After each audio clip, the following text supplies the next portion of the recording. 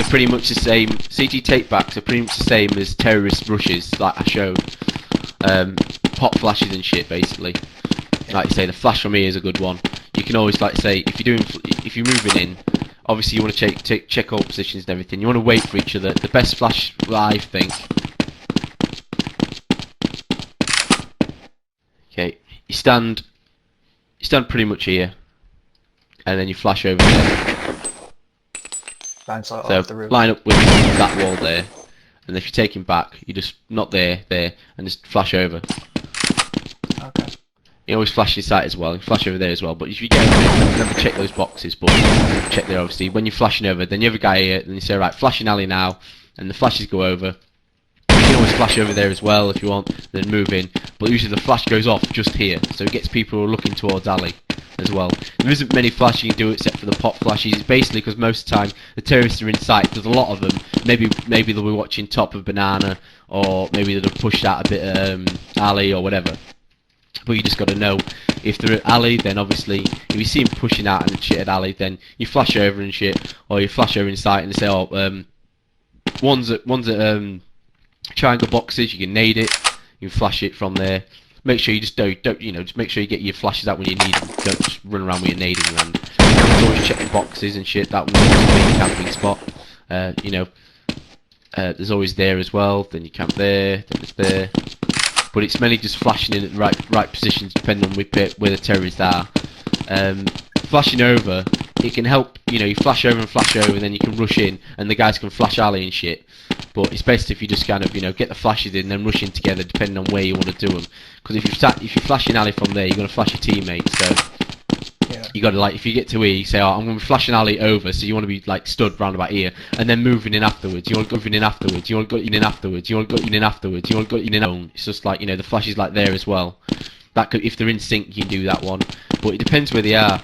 You've got to call and know where they are, and you've got to know where to flash if they're there. If they're in a quad, I mean, if they're triangle boxes, then obviously you throw a flash deep into boxes, or if there's only a couple of them left, and there's like back of sight, then you can throw a nade off there. That'll get a nade in. That'll get a flash in. You can flash over there, or nade over there if there's one there, or you can just nade over there so it goes back towards triangle boxes, or flash over that way as well. You can flash there as well for alley. Just flash it, and then you can actually move in. You can nade there as well. When you're retaking the site, either you want to get flashes in through there, over there. Obviously, see if there's anyone there. You can nade down and what have you. Also, you can also nade into sight as well. It's up to you. Nade in there.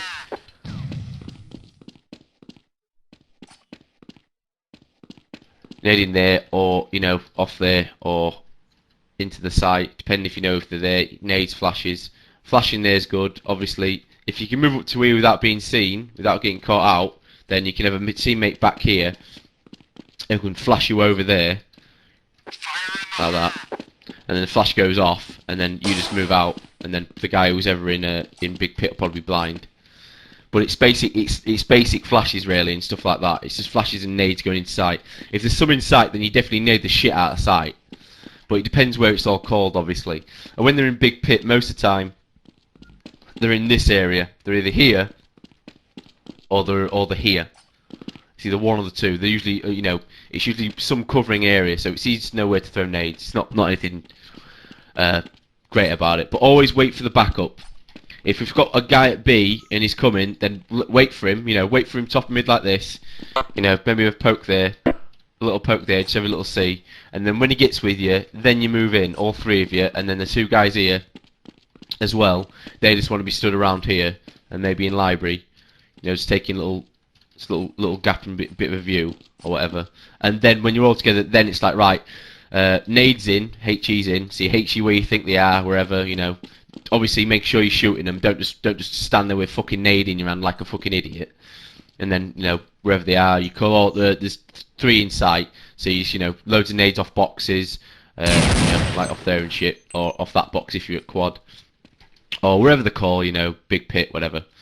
And then it's right, flashes in, you flash in and everything. Then you're all running after that. You can flash off there as well, off there. If you want, you can just flash over there. Remember the camping spots as well. camping spots. This is one that you may not know is that some people do that because a lot of the time, if you're moving into sight, obviously you can see there like that, yeah. But if you jump, you can see if they're camped there, okay. But obviously they can duck down like that and stay out the way. So you've got to be careful of that. But jumping and having a look is a good idea as well. And of course, when they're moving into sight, you can camp places like this as well for like quad and shit. That's why nading's best. Is that alright? Do you want to go through any more of that?